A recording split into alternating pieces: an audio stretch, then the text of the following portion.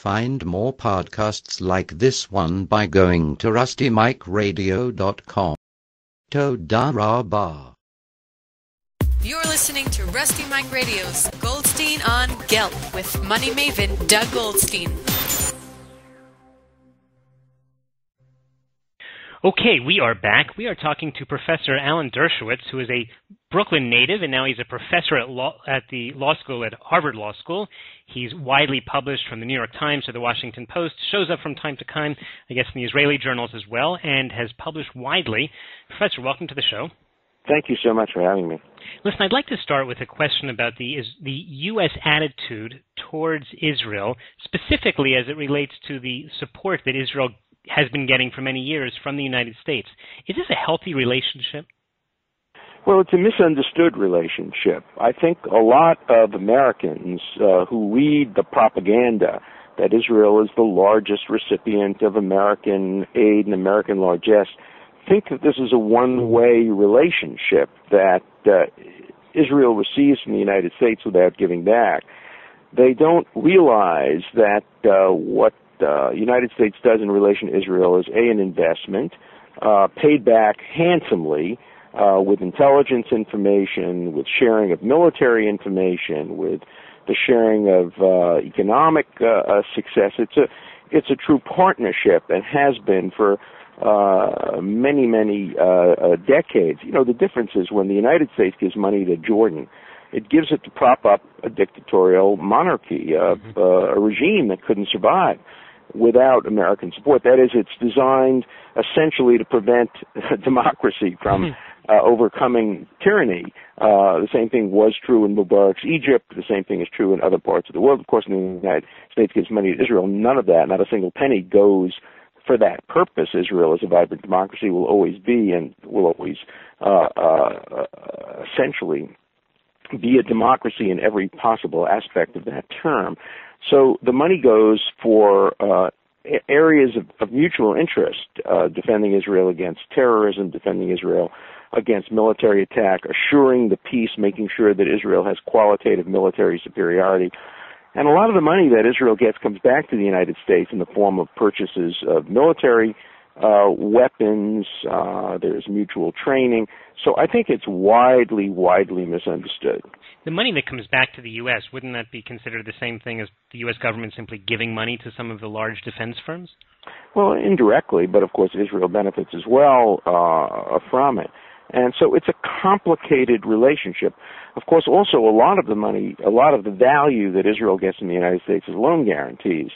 And today Israel's economy, for better or worse, is probably stronger in some ways than the United States is. I mean, if things continue the way they are, Israel's going to have to make loan guarantees to the United States as China reduces the value of the American credit, the American debt, and Israel, with its startup nation mentality, continues to have an economy that really is thriving, and so the nature of the relationship has changed certainly over the 63 years in which the United States and Israel have been joined at the hip in many ways as two twin democracies espousing very similar principles, both economically and politically. And it's changed particularly as Israel has moved toward becoming a free market economy, much like the United States, unlike the way it was at its origins. So, it's an ever-changing relationship. One of the topics that is a little bit frightening, I guess, sometimes is when the talk of boycott against Israel comes up, because obviously international trade is so important to us. Is that something that we should really be worried about, or is it more of the very loud fringe? Well, it's something to be worried about always, mostly symbolically. Some people say the best thing that ever happened to Israel was the Arab boycott, which made Israel much more independent in many ways. I mean, it's impossible for the world to boycott Israeli products. It means they would have to do without cell phones. They would have to do without computers. They would have to do without many of the most innovative technologies in the world today. They would have to do without extraordinary medical devices and technologies. So nobody's really going to boycott all Israeli products. But we have to fight back. Just yesterday, there was a small co-op in Park Slope in Brooklyn that wanted to ban Israeli products. They only sell one, some hummus. Mm-hmm. But I took the lead in campaigning against it and threatening really to shut down this co-op if it becomes the first Brooklyn co-op to boycott Israel. I mean, this is a co-op that willingly buys from Cuba and China and, if they could, from Syria, from the most repressive regimes in the world. But Israeli hummus, forget about it.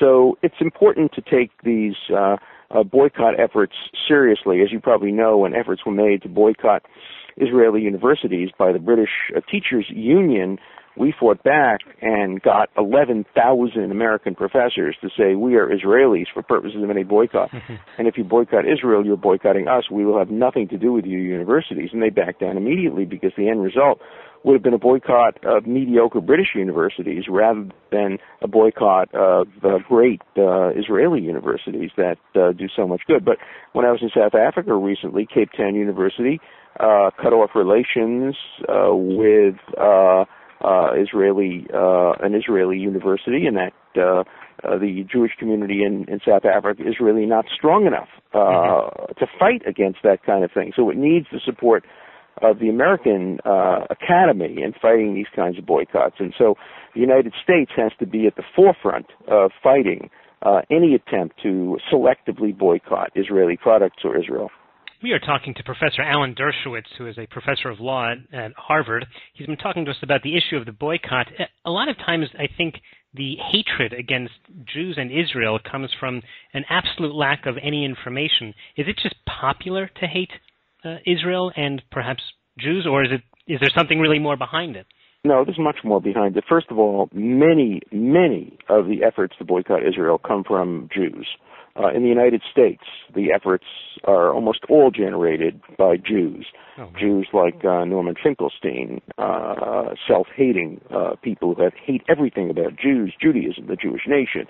The same thing in England with a guy named Gilad Atzmon, a former Israeli who compares Israel to Nazi Germany.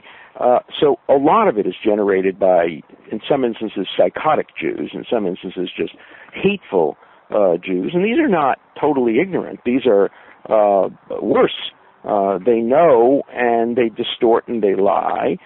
Some of it's ignorance. It's becoming less popular to support Israel among young people.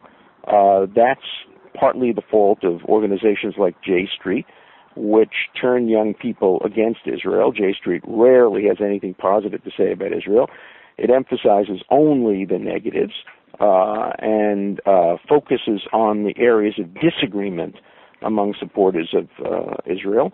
And so it's had an impact. To me, the most dangerous impact is on our children and our grandchildren, that young people who don't understand and who don't have the knowledge see that Israel is less popular than it was in my generation when I was growing up, and young people want to be popular, and so they become fair-weather friends of Israel. If Israel does something bold and heroic, suddenly they're supportive, but if Israel does something that is criticized by the international community, suddenly they're ashamed and embarrassed.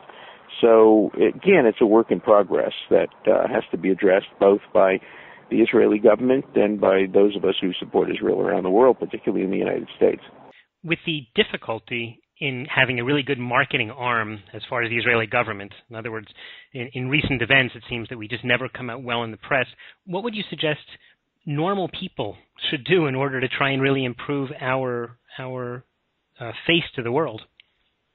I've for years argued that there is one step Israel can, I think, take, and it's refused to take up to now. Look, Jews invented public relations, invented the advertising industry in many ways. We are very good at it when it comes to selling our products, but we are not very good at it when it comes to making the case for Israel. Part of the reason for that is that support for Israel within Israel is a political issue. And that is, there is no arm of the Israeli government whose job it is to support Israel. The job is to support the current government of Israel. And that's always going to be a problem, whether the current government is right, center, or left. I've argued for years that there ought to be a government agency within the office of the President of Israel, not the Prime Minister's office, not the Foreign Minister's office, not any part of the current government of Israel, but a neutral, objective campaign that is run to brand Israel and put forward its best case in a nonpartisan or bipartisan or multi-partisan way. And it ought to be very, very well funded. It ought to be headed, where Israel is fortunate, it has a great a president who is adored and respected around the world, and his office is the best office to make the case for Israel rather than the foreign ministry or any other governmental office. So that's something that's going to be a hard sell in Israel because everything is political, and it's very hard for any government agency to give up its power in this regard.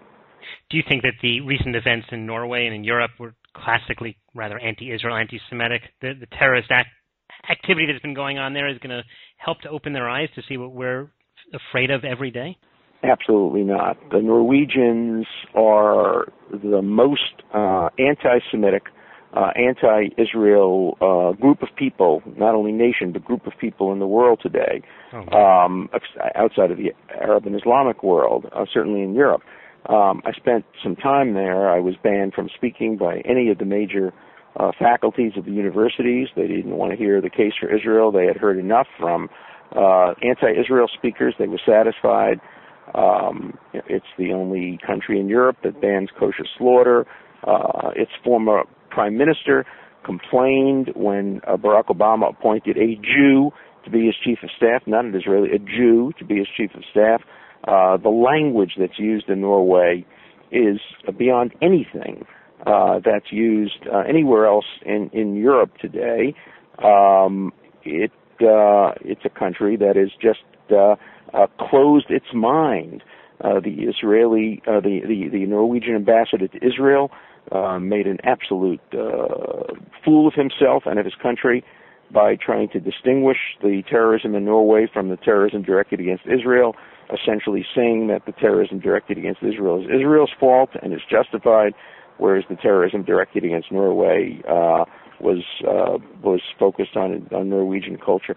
The Norwegians at this point in time are beyond learning any lessons from the horror that struck them recently. Fortunately, Norway is a marginal country with very little influence in the world today. You think of what Israel has accomplished in 63 years. Israel and Norway are essentially the same. Israel has slightly larger population, slightly significantly smaller land mass, and significantly fewer natural resources. Name a Norwegian who has contributed to the world today. Norway has not contributed. Israel has contributed enormously, and so I wouldn't say I've given up on Norway, but I think Norway is at the margins today, and Israel is much more at the center of what's going on in the world.